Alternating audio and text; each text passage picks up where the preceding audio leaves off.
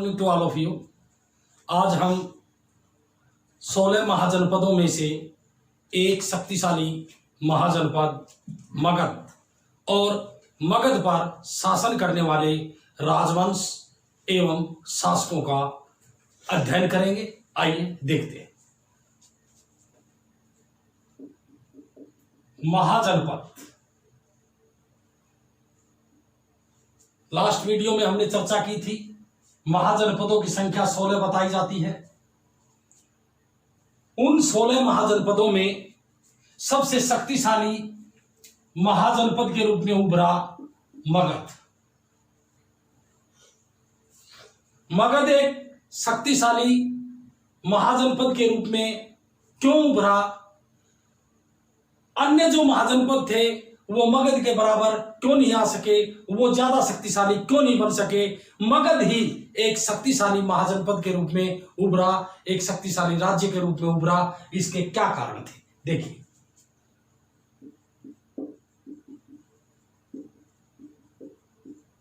मगध के शक्तिशाली राज्य या महाजनपद के रूप में उभरने के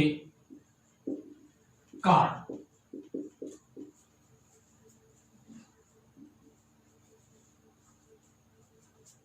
उपजाऊ भूमि,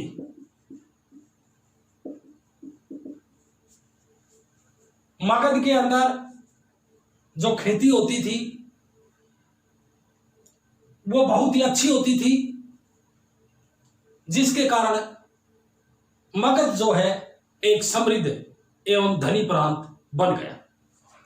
दूसरी बात आपने बतानी है, लोहे के पर्याप्त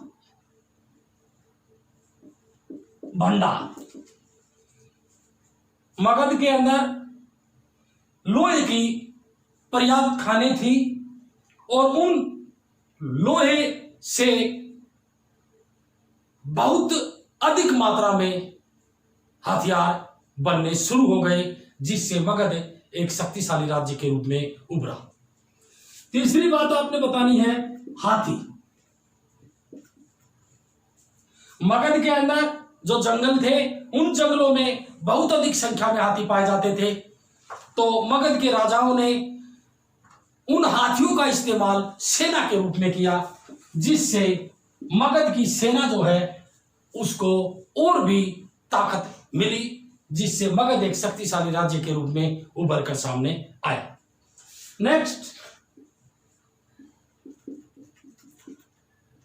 भौगोलिक स्थिति। मगध जो है उसकी राजधानियां एक ऐसे स्थान पर स्थित थी जिस पर आक्रमण करना कठिन था, उसको जीतना कठिन था। इसलिए भौगोलिक स्थिति जो मगध की थी, मगध की राजधानियों की थी, उसके कारण भी जो है मगध एक शक्तिशाली राज्य के रूप में उभरा। नेक्स्ट, नंबर 5,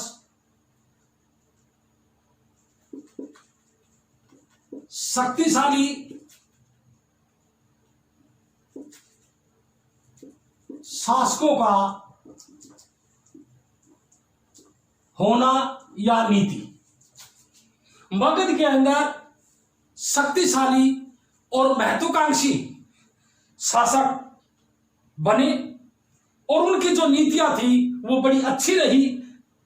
उनकी नीतियों को उनके मंत्रियों ने बड़ी अच्छी प्रकार से लागू किया, जिससे मगध जो है वो एक शक्तिशाली राज्य के रूप में उभरा।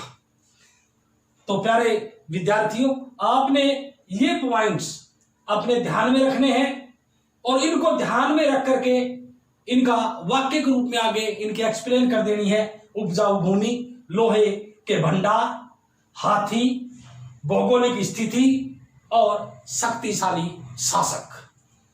अब आगे हम इस बात पर चर्चा करेंगे कि जो मगध जो एक शक्तिशाली राज्य के रूप में उभरा, उस मगध में समय समय पर किन राजवंशों ने और किन शासकों ने शासन। मगध के राजवंश एवं शासक। मगध में किन किन राजवंशों ने शासन किया, कौन कौन से शक्तिशाली शासक अपनी नीतियों के कारण जनता में लोकप्रिय रहे, ये देखिए। इसकी आपने एक ट्रिक याद करनी है। वो ट्रिक है, मगध में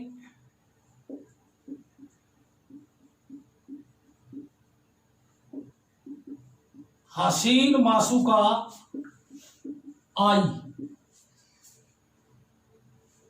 ये लाइन आपने याद करनी है। इस ट्रिक को याद करने के बाद मगध में जितने राजवंशों ने शासन किया, उन राजवंशों के नाम जो है आपको याद हो जाएंगे। देखिए, मगध में, मगध का जिक्र है, कौन कौन से राजवंश हुए, ये देखिए। 6 वर्ड है इसमें, 1 2 3 4 5 6। आई जो है ये साइलेंट है से बन गया हर्यक वंश। ये पहला ज्ञात वंश माना जाता है मगध में शासन करने वाला। उसके बाद सी से हो गया शिशुनाग वंश। फिर है ने से हो गया नंद वंश। मां से हो गया मौर्य वंश।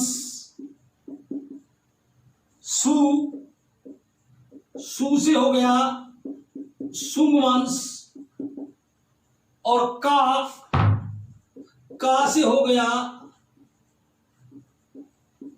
कर्ण वंश। ये राजवंश कर्मानुसार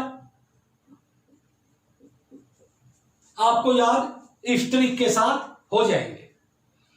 अब जो सबसे पहला वंश है ज्ञात वंश, हर्यक वंश जिसका नाम है, इस हर्यक वंश का जो संस्थापक था वो बिंबिसार को माना जाता है। ये बिंबिसार जिसने मगध पर शासन किया, और जो मगध की राजधानी थी राजगा,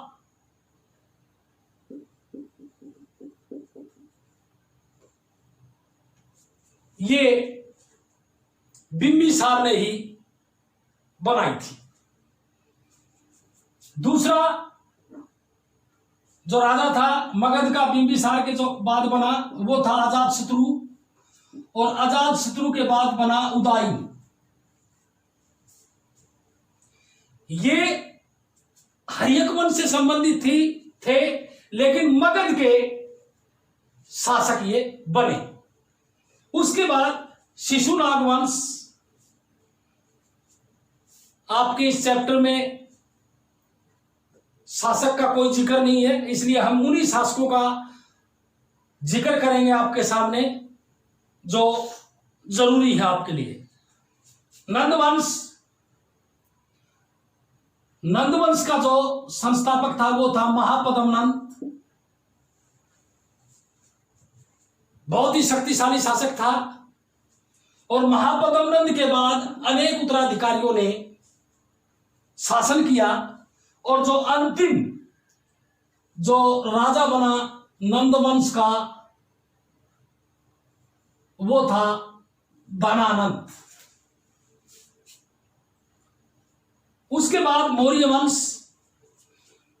वंश का जो संस्थापक था वो था चंद्रगुप्त मौर्य। चंद्रगुप्त मौर्य के बाद बिंदुसार,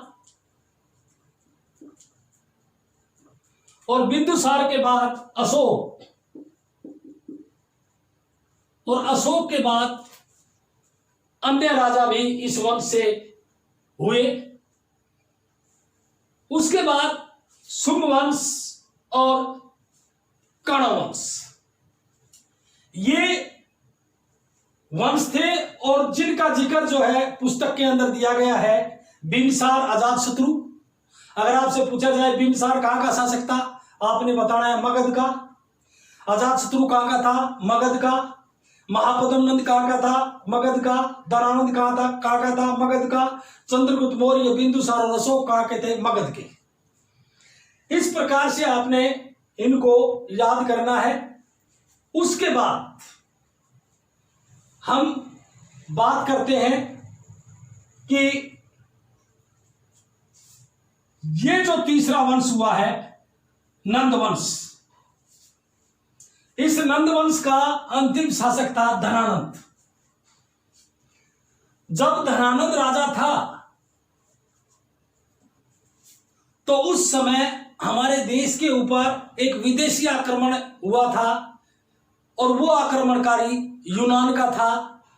और भारत के ऊपर सबसे पहला जो यूनानी आक्रमण हुआ वो सिकंदर ने किया था। सिकंदर,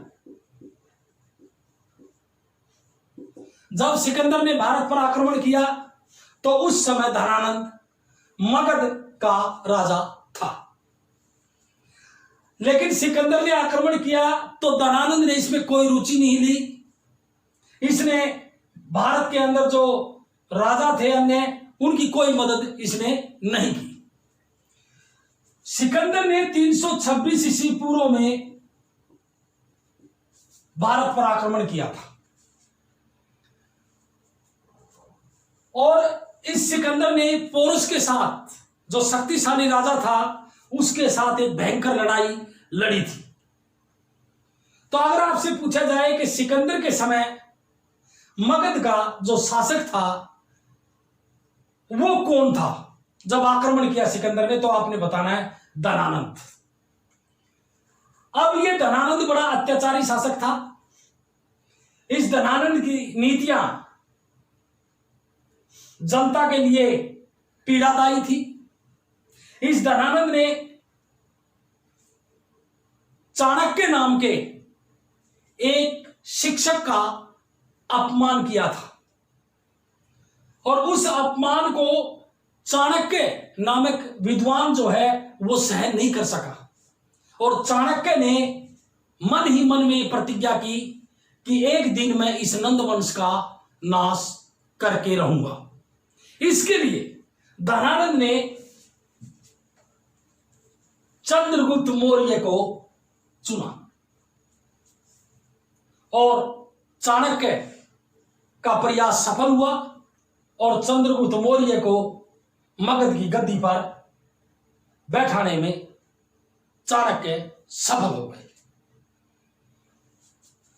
अब चंद्रगुप्त मौर्य मगध की गद्दी पर बैठ जाता है और एक नई वंश की शुरुआत होती है, मौर्य वंश। अब देखिए, चंद्रगुप्त राजा बनता है तो क्या करता है, उसके शासनकाल में कौन कौन सी घटनाएं घटती हैं और किस प्रकार चंद्रगुप्त मौर्य की गिनती महान शासकों के रूप में गिनी जाती है। देखिए,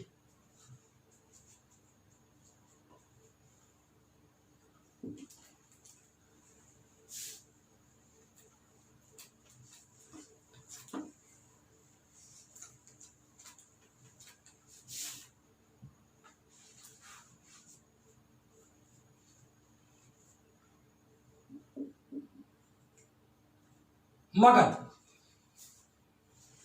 मगध की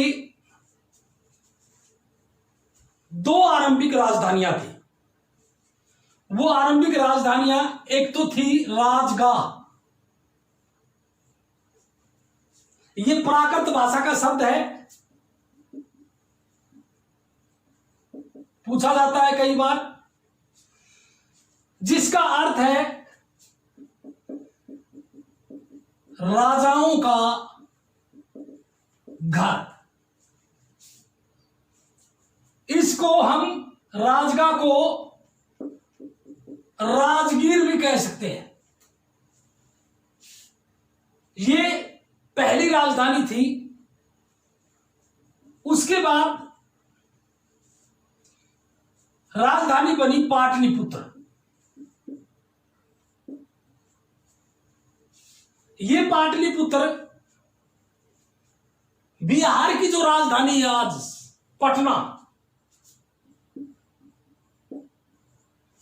पटना का ही पुराना नाम था पाटलिपुत्र, और पाटलिपुत्र का आधुनिक नाम है पटना।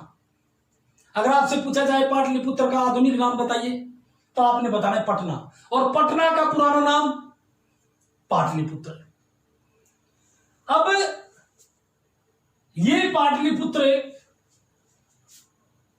राजधानी बनी जो गंगा और जो सोन नदी है उसके संगम पर स्थित है, और नदियों से घिरे होने के कारण पाटलिपुत्र पर आक्रमण करना और उसको जीतना उस समय बड़ा मुश्किल था। तो अगर आपसे पूछा जाए मगध की दो आरंभिक राजधानियां बताइए तो आपने बतानी है मगध की दो आरंभिक राजधानियां, नंबर 1 राजगाह, नंबर 2 पाटलिपुत्र। राजगाह किस भाषा का शब्द है? प्राकृत भाषा का शब्द है। राजगाह का अर्थ क्या है? राजाओं का घर। उसके बाद नेक्स्ट जो है मगध के अंदर मौर्य वंश चाणक्य की मदद से शुरू होता है। चंद्रगुप्त मौर्य राजगद्दी पर बैठते हैं 321 ईस्वी पूर्व। 321 ईस्वी पूर्व में चंद्रगुप्त मौर्य शासन को संभालते हैं। कहां के शासन को? मगध के शासन को। और जो चाणक्य है जिसको कौटिल्य के नाम से भी जाना जाता है और जिसका वास्तविक नाम जो है वो विष्णुगुप्त था।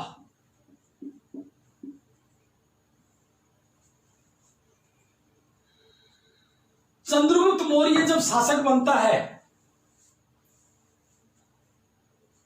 चाणक्य को अपना प्रधानमंत्री या प्रमुख मंत्री बना देता है। चाणक्य ने एक प्रसिद्ध पुस्तक अर्थशास्त्र लिखी, संस्कृत भाषा में लिखी। 15 भाग हैं इसमें, और ये प्रमुख रूप से राजनीति विषय से संबंधित है। और भी इसमें विषय है, आर्थिक विषय भी है, सामाजिक विषय भी है, लेकिन प्रमुख रूप से जो विषय इसमें है वो राजनीति का विषय है। अगर आपसे पूछा जाए कि अर्थशास्त्र किसने लिखी? चाणक्य ने लिखी। किस भाषा में लिखी? संस्कृत में लिखी। किस विषय से संबंधित है? प्रमुख रूप से राजनीति विषय से। अन्य विषय कौन कौन से हैं? तो इस प्रकार से आपने पूछा जाए कौटिल्य के अर्थशास्त्र पर एक नोट लिखिए तो आपने ये बातें लिखनी है। समय बीतता गया, गुजरता गया। एक बार फिर भारत को यूनानी आक्रमण का सामना करना पड़ा। जिस समय सिकंदर ने आक्रमण किया था उस समय धनानंद था मगध का शासक, लेकिन अब जब यूनानी आक्रमण दूसरा हुआ है उस समय शासक था चंद्रगुप्त मौर्य। और चंद्रगुप्त मौर्य की शक्ति को कुचलने के लिए एक यूनानी आक्रांता अपनी सेना लेकर के आता है। कौन था वो? देखिए,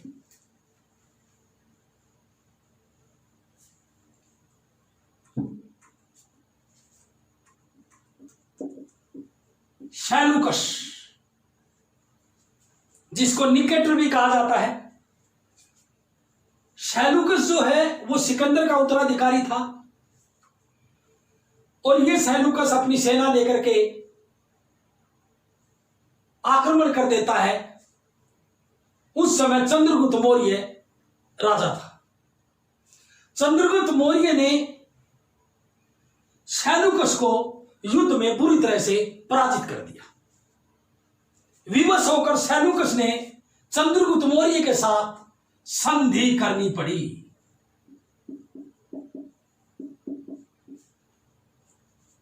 इस संधि का सबसे प्रमुख परिणाम यह निकला कि सैलुकस ने अपनी पुत्री का विवाह चंद्रगुप्त मौर्य के साथ कर दिया। यह भारतीय इतिहास में पहली बार हुआ कि एक अंतरराष्ट्रीय विवाह हुआ। भारत और यूनान देशों के बीच में सैलुकस ने अपनी पुत्री का विवाह कर दिया चंद्रगुप्त मौर्य के साथ। रिश्तेदारी बन गई और अब रिश्तेदारी बनने के बाद क्या कोई आक्रमण रिश्तेदार पर करेगा? इसलिए यूनानी आक्रमण चंद्रगुप्त मौर्य के शासनकाल में होने बंद हो गए, क्योंकि दोनों के बीच में मित्रता बनी, रिश्तेदारी बनी। अब सैलुकस ने अपना एक दूत भेजा चंद्रगुप्त मौर्य के दरबार में, जिसका नाम था मेगास्थनीज।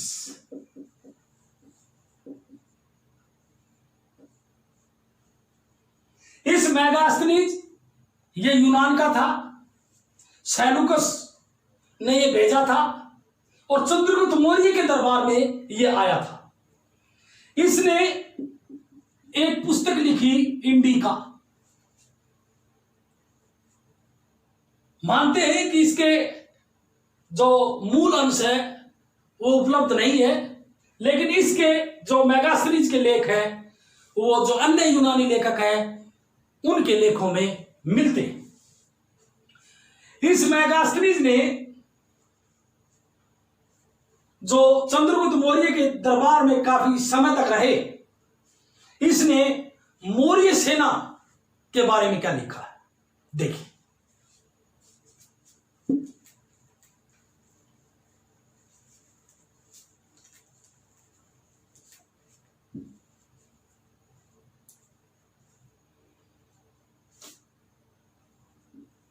चंद्रगुप्त मौर्य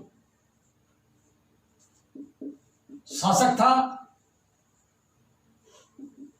चाणक्य या कौटिल्य।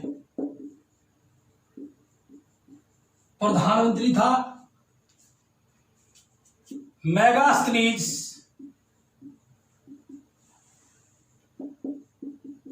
राजदूत था सैलुकस का, जो चंद्रगुप्त मौर्य के दरबार में आया था। इस मेगास्थनीज ने जो मौर्य सेना थी, उस मौर्य सेना की गतिविधियों का संचालन किस प्रकार से होता था उसका वर्णन किया है। मेगास्थनीज लिखता है कि भाई मौर्य सेना की गतिविधियों का संचालन करने के लिए एक समिति होती थी और 6 उप समितियां होती थी।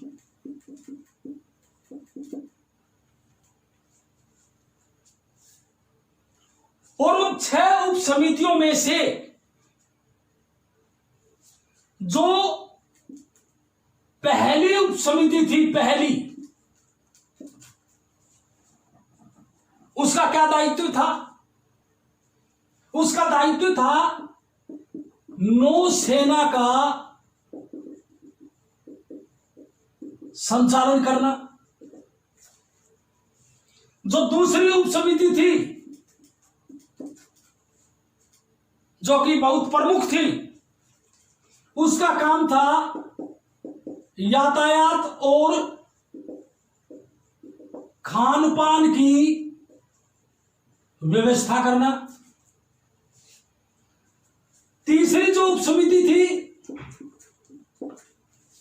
उसका कार्य था, जो पैदल सेना होती थी उसका संचालन करना।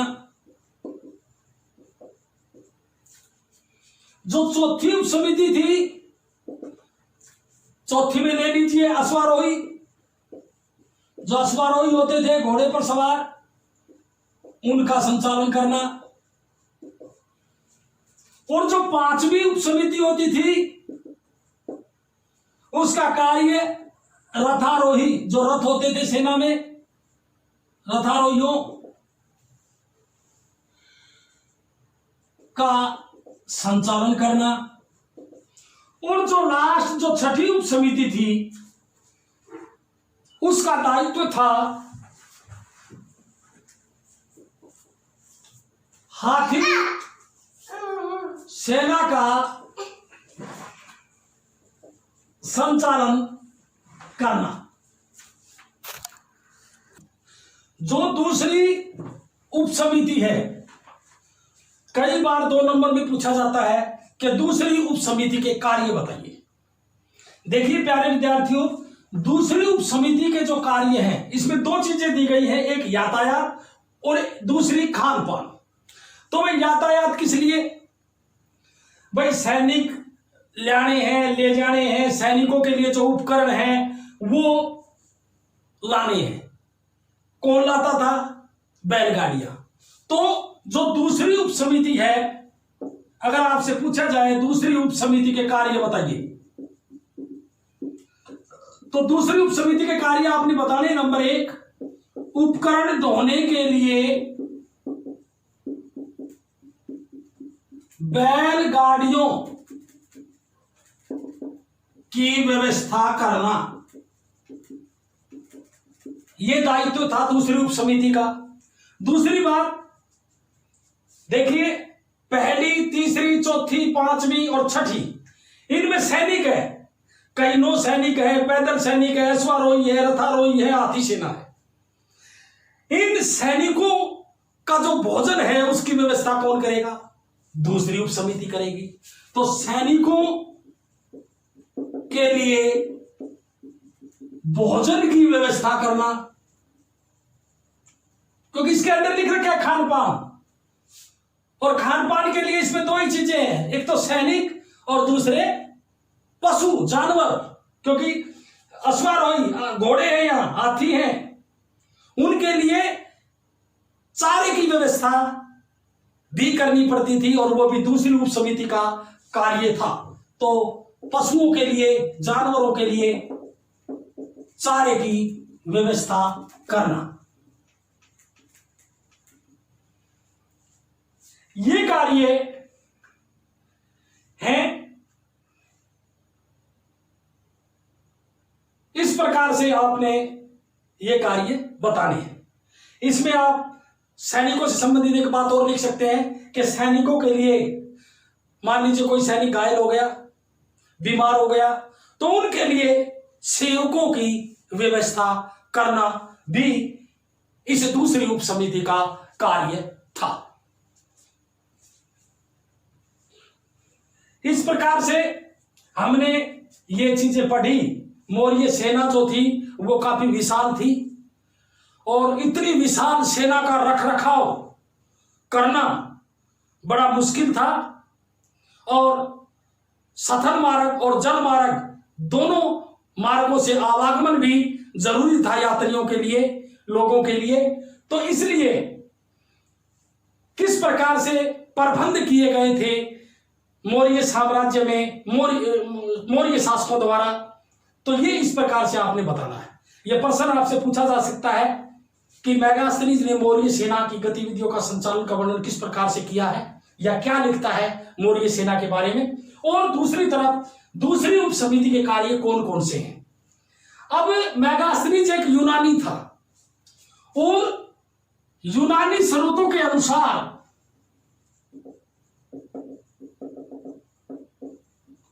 जो मौर्य सेना बताई जाती है, जिस पर विश्वास करना बड़ा मुश्किल होता है, यूनानी स्रोतों ने बताया 6 लाख पैदल सैनिक थे मौर्य सेना में।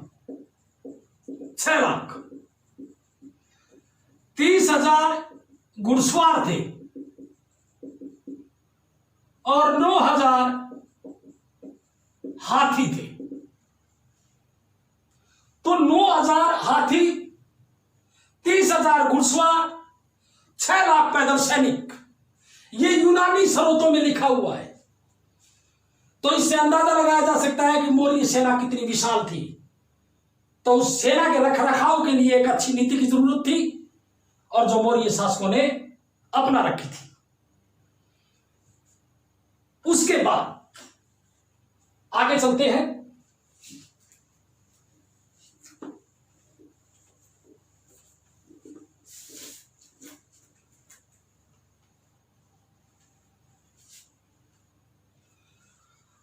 चंद्रगुप्त मौर्य ने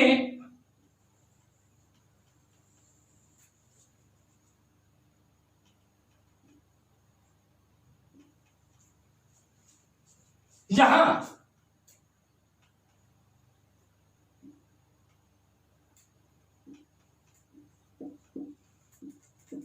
जूनागढ़, जो एक देशी रियासत थी जब भारत स्वतंत्र हुआ, और इस जूनागढ़ को सरदार पटेल ने भारतीय संघ में मिला लिया था। इस जूनागढ़ के अंदर एक स्थान है गिरनार। इस गिरनार के अंदर चंद्रगुप्त मौर्य ने एक झील का निर्माण किया था, कृत्रिम झील का। और उस कृत्रिम झील का जो नाम रखा गया, उसका नाम था सुदर्शन झील।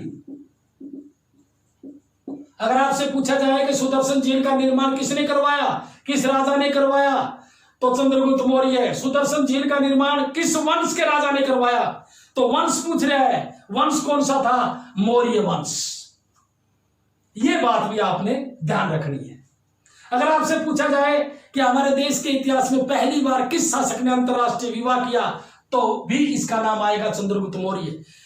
किसने हमारे देश को प्राचीन काल में पहली बार राजनीतिक एकता के सूत्र में बांध दिया? चंद्रगुप्त मौर्य। किसकी सहायता से? चाणक्य की सहायता से, कौटिल्य की सहायता से। इस प्रकार आज का यह टॉपिक यहीं पर समाप्त होता है। Thank you very much.